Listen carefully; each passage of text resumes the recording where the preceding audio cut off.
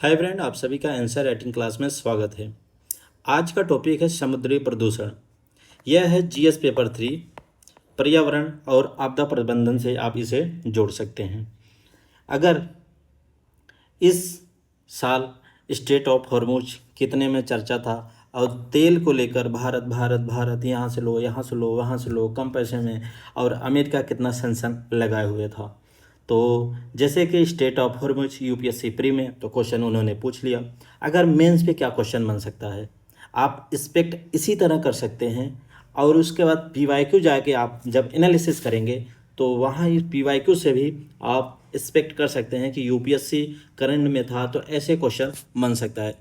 यह है GS paper 3 से जोड़ सकते हैं, ठीक है, पर्यावरण से और आपदा प्रबंधन से भी जोड़ सकते हैं।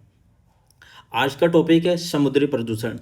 यह इस एक पीडीएफ से आप अच्छे से पढ़ें। देखिए, समुद्री प्रदूषण प्रदूषण के प्रमुख स्रोत क्या हैं, प्रभावित क्षेत्र कौन कौन से हैं, इसके दुष्परिणाम क्या हैं और भारत में कहाँ तक इसका विस्तार है, समाधान और रोकथाम के उपाय क्या हो सकते हैं, विश्व में कहाँ पर इसका जो है प्रमुख क्षेत्र कहाँ कहाँ पर है, ठीक है, और इसके बचाव और रोकथाम क्या हो सकते हैं, चेतावनी प्रणाली क्या है, अतिरिक्त तथ्य क्या हो सकते हैं। तो मैंने पूरे जो है एक इस पीडीएफ में पूरा एकदम निचोड़ आपको दे दिया है।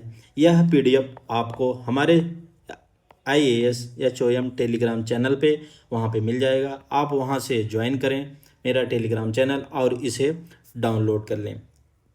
दोस्तों चलते हैं तो इस पे कभी कभी यूपीएससी, देखिए इस बार जब आप अगर प्री दिए होंगे 24 मई को, तो वहाँ पे देखें कि स्टेट ऑफ हॉर्मुज इतना चर्चा में था, सब उसको कहाँ कहाँ से इतना डिटेल इसके अंदर घुस घुस के, मतलब यहाँ से यूपीएससी क्वेश्चन बना सकता है, वहाँ से यूपीएससी क्वेश्चन बना सकता है। स्टेट ऑफ हॉर्मुज सिर्फ कम से कम भाई उठा के देखोगे ना, इतने लोग पढ़ाए हुए हैं कि 20 पेज भर जाएगा। और यूपीएससी ने इतना छोटा सा नॉर्मल जो है कौन कौन देश स्टेट ऑफ हॉर्मुज से वहाँ से गुजरते हैं, यही खाली 4 ऑप्शन में देकर उसका 2 ऑप्शन सही था। तो अगर यूपीएससी कभी कभी क्या जो चीज़ ब्रॉड में रहती है ना, उसको एकदम मतलब टफ ना पूछ के नॉर्मल क्वेश्चन पूछती है।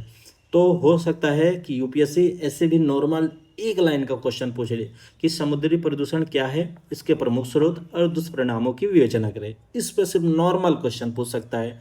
और कैसे मैं बात कर सकता हूँ कि नॉर्मल क्वेश्चन, जब आप पीवाई को 10-15 साल को उठा के देखेंगे तो हर एक सब्जेक्ट में कभी कभी देखेंगे बहुत, चाहे पॉलिटी हो, चाहे जियोग्राफी हो, चाहे जो है हिस्ट्री हो, चाहे इकोनॉमी हो, कोई भी क्वेश्चन है, हर 20 क्वेश्चन में से आपको 4-6 क्वेश्चन ऐसे मिल जाते हैं कि वन लाइनर में आपसे डायरेक्ट बेसिक चीज़ें पूछ लेता है। तो इसी के आधार पर मैंने एक क्वेश्चन बनाया है, एक्सपेक्ट किया हूँ, हो सकता आ भी सकता है, नहीं भी अगर आए तो इस एक पीडीएफ से अगर समुद्री प्रदूषण से लेकर यूपीएससी किसी भी तरह अगर क्वेश्चन फ्रेम करती है, अगर इसको आप 4 से 5 बार आप रीडिंग किए रहेंगे तो कोई जो है आंसर लिख पाएंगे। तो सम मेरी तरफ से क्या क्वेश्चन है, उसका आंसर क्या हो सकता है। तो समुद्री प्रदूषण क्या है, इसके प्रमुख स्रोत एवं दुष्परिणामों की विवेचना कीजिए। इसको जो है देख सकते हैं, मैंने पूरा अच्छे से डिटेल से लिखा है। इसी को मैंने थोड़ा कलरफुल में कर दिया है ताकि आप लोगों को पढ़ने में अच्छा लगे। ये सब सारे पीडीएफ हमारे टेलीग्राम चैनल IAS HOM पे मिल सकते हैं। सर्च में जाइए, IAS HOM सर्च करिए और ज्वाइन करें, वहाँ से सारे पीडीएफ आप लोग डाउनलोड कर सकते हैं। भूमिका में देखिए, समुद्री प्रदूषण क्या है, अलग अलग भूमिका हो सकती है। आपका नॉलेज, आपका जो है किस तरह कलेक्ट मटेरियल किए हैं, कैसे पढ़े हुए हैं, उस हिसाब से आप जो है किसी भी की भूमिका अच्छे से बना सकते हैं। जैसे यहाँ पे भूमिका में समुद्र में हानिकारक पदार्थ जब पूछ रहा है तो कोष्टक में यहाँ पे मैंने 5 नाम लिखे हुए हैं, कम से कम 2 या 3 नाम ऐसे होने चाहिए कौन कौन से हानिकारक, मतलब पता भी चले। जैसे समुद्र में हानिकारक पदार्थ है, यहाँ पे प्लास्टिक जैसे हानिकारक पदार्थ है, तेल, रासायनिक अपशिष्ट, सीवेज जो निकलता है, ये सब चीज़ें जो समुद्र में हानिकारक पदार्थ हैं। प्रवेश से समुद्री जल और जैव विविधता तथा मानव जीवन पर पड़ने वाले प्रतिकूल प्रभाव को समुद्री प्रदूषण कहते हैं। ये डी जो है भूमिका हो सकता है अच्छा हो, बट इससे भी बेटर आप लिख सकते हैं। और इसमें जैसे क्या है ये आपने बता दिया 20 से 30 शब्द में, ठीक है। अब यहाँ से क्वेश्चन ये इसमें यहाँ पे 20 से 30 शब्द में ही बताना है। ज़्यादा आपका डिमांड यहाँ पर है, प्रमुख स्रोत और दुष्परिणाम, इन्हीं दोनों को ज़्यादा आपको लिखना है। बाद में निष्कर्ष में वहाँ पे भी 20 से 30 शब्द, कम से कम 70 से 80 शब्द जो है होने चाहिए मुख्य भाग में।